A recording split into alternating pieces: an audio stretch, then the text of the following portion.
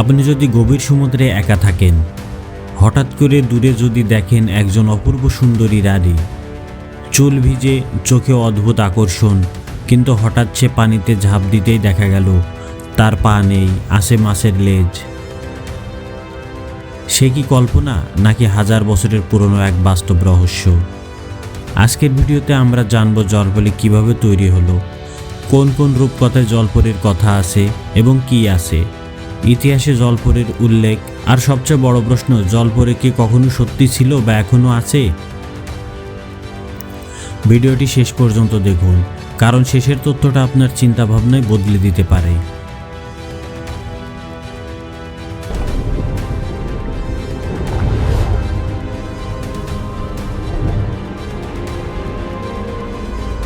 এরকম রহস্য, ইতিহাস আর অজানা তথ্যভিত্তিক ভিডিও যদি ভালো লাগে, এখনই চ্যানেলটি সাবস্ক্রাইব করুন, পাশে থাকা বেল আইকনটি চাপ দিন, কারণ আমরা এমন ভিডিও নিয়ে কাজ করি যেগুলো আপনার মাথার ভিতর প্রশ্ন তৈরি করবে।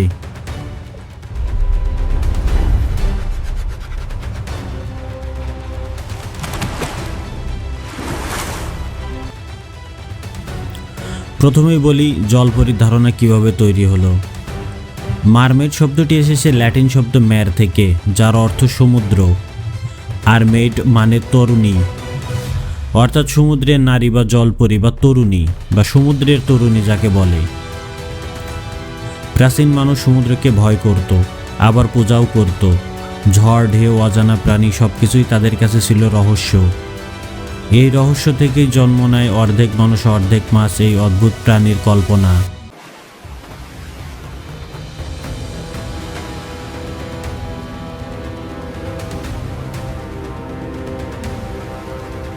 প্রাচীন ইতিহাসে জলপরি কেমন ছিল বা কোন ইতিহাসে কেমন ছিল? প্রথমে বলি মেসোপটেমিয়া সভ্যতায় কেমন ছিল, আজ থেকে খ্রিস্টপূর্ব 3000 বছর আগে। ইতিহাসের প্রথম জলপরীর মতো চরিত্র পাওয়া যায় আসিয়ান দেবী আতারগাটিস এর গল্পে। কথিত আছে একজন মানুষকে ভালোবেসে ভুল করায় সে নিজেকে সমুদ্রে নিক্ষেপ করে এবং রূপ নেয় অর্ধেক নারী অর্ধেক মাছ বা জলপরীতে।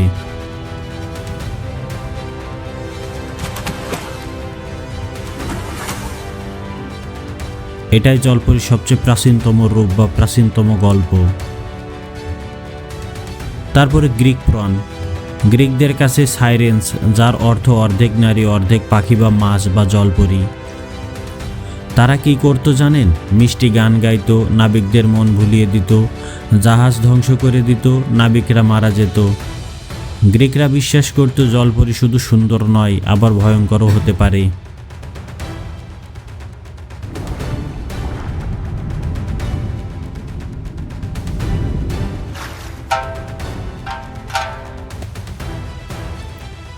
নর্স ও ভাইকিংদেররা যা ভাবত, উত্তর ইউরোপের জলপরী ছিল সমুদ্রের আত্মা।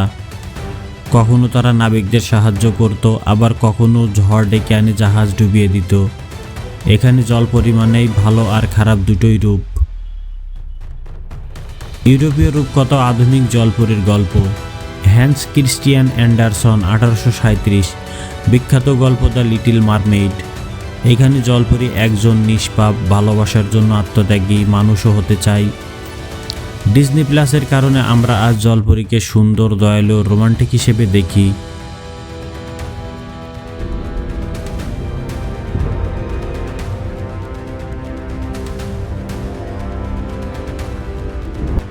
কিন্তু প্রাচীন গল্পগুলো এতটা মিষ্টি ছিল না। বিভিন্ন দেশে জলপরীর বিশ্বাস, তা হলো প্রথমে হলো জাপানে। জাপান জলপরীকে দেখা হতো অশুভ হিসেবে, তাদের মাংস খেলে নাকি অমর হওয়া যায়। ভারতে নদী ও জঙ্গলের দেবীর ধারণা আছে, যেখানে নারী সঙ্গ, জল আর অলৌকিক শক্তি যুক্ত।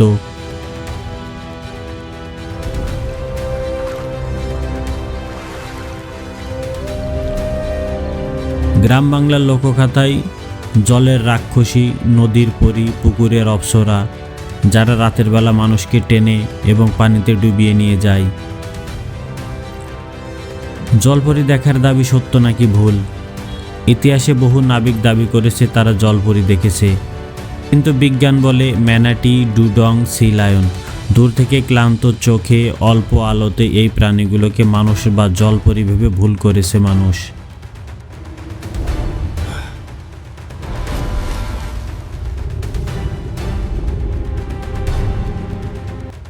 বিশেষ করে দীর্ঘ সমুদ্র যাত্রার পর মানুষের মস্তিষ্ক নিজেই কল্পনা তৈরি করে এগুলো।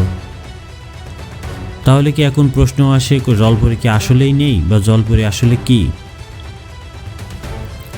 মানব কল্পনা, প্রকৃতির ভুল ধারণা, নাকি হারিয়ে যাওয়া কোনো প্রজাতি এটি?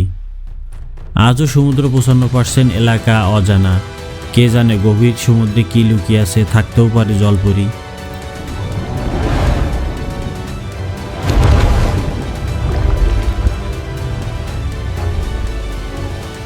এখন আপনাদের কাছে আমার একটি প্রশ্ন, আপনি কি মনে করেন জলপরি পুরোপুরি কল্পকাহিনী? অতীতের জলপরির মতো কোনো প্রাণী ছিল, নাকি এখন সমুদ্রের গভীরে জলপরি আসলেই থাকতে পারে? এখানে আপনার মতামতটি অবশ্যই কমেন্টে জানাবেন। এরকম রহস্য, ইতিহাস আর অজানা সত্য জানতে চাইলে এখনই সাবস্ক্রাইব করুন।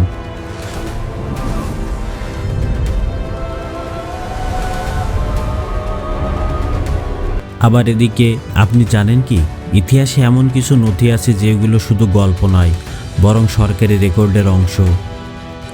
১৬১০ সাল, নেদারল্যান্ডসের এক উপকূল।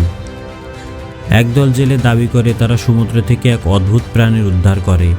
উপরের অংশ পুরোপুরি একজন নারীর মতো আর নিচে মাছের লেজ। এই ঘটনা উল্লেখ পাওয়া যায় সেই সময়ের চার্চ রেকর্ডে।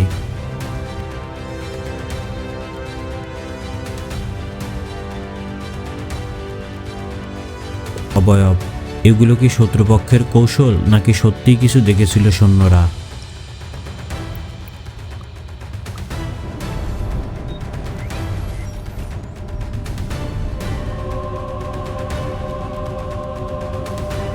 আজকের বিজ্ঞান বলে সমুদ্রে এমন প্রাণী থাকা অসম্ভব নয় যারা মানুষের মতো বুদ্ধিমান।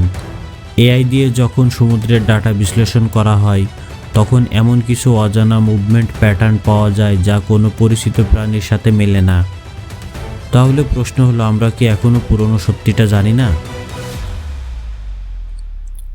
হয়তো জলপরি ছিল না অতীতে, হয়তো এখনও নেই, কিন্তু ভবিষ্যতে যখন মানুষ জিন পরিবর্তন করেছে, সমুদ্র কলোনি বানানোর কথা ভাবছে, মানুষ আর মাছের মাঝখানে নতুন কোনো প্রজাতি কি তৈরি হবে? আজকের জলপরি কি কালকের বৈজ্ঞানিক বাস্তবতা, নাকি জলপরি কি ভবিষ্যতে তৈরি হতে পারে? কমেন্টে লিখুন। আমরা ভয়ঙ্কর আরও অজানা গল্প নিয়ে ফিরব ইনশাল্লাহ।